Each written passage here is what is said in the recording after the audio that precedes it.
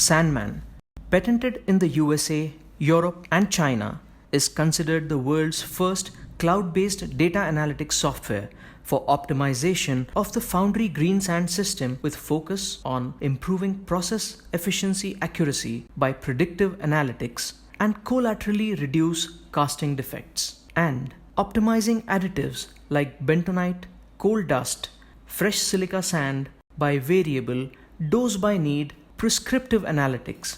This prevents over or underdosing the system, both of which are harmful to casting performance and often result in significant reduction in costs associated with the additives. Once the data of the preceding months is available on the server, a model is built. A minimum of 4 months of data is required for a successful model building. There are two kinds of models built. The first one is the Sandman model, predictive analytics, which gives you the best operating region for all the sand parameters along with the optimal rejections. That is, if the foundry operates sand parameters around the optimal values, then this optimal rejection can be obtained consistently. The second model is called the sand mix model, prescriptive analytics, which tells you the exact dose by need additives to be injected into the system for every batch. Let us consider the Sandman model. Here, the main inputs are the prepared sand data and rejections data. To access this model, select the line and the time period for which the model considers the past records.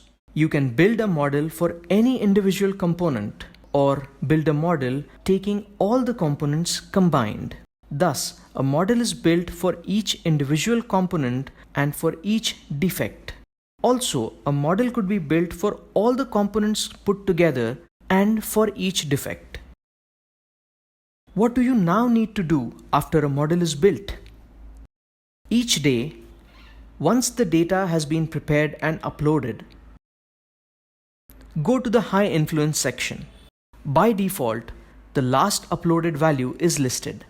Once the predict button is clicked, Sandman brings out the two most influencing sand parameters which have had an impact on the day's rejections, along with the directional indicator by which we can predict what is to increase or decrease in the sand parameters for the next shift or day. In this display, the green color horizontal dotted line on the top defines the optimal values where the foundry has to operate all the sand parameters. Here, the blue color indicates the region in which the day's operations were carried out, and the red color is an indication for decreasing the parameter value. Similarly, green color indicates that you need to increase the parameter value. Along with the two most influencing parameters, the software gives you the optimum of all the parameters.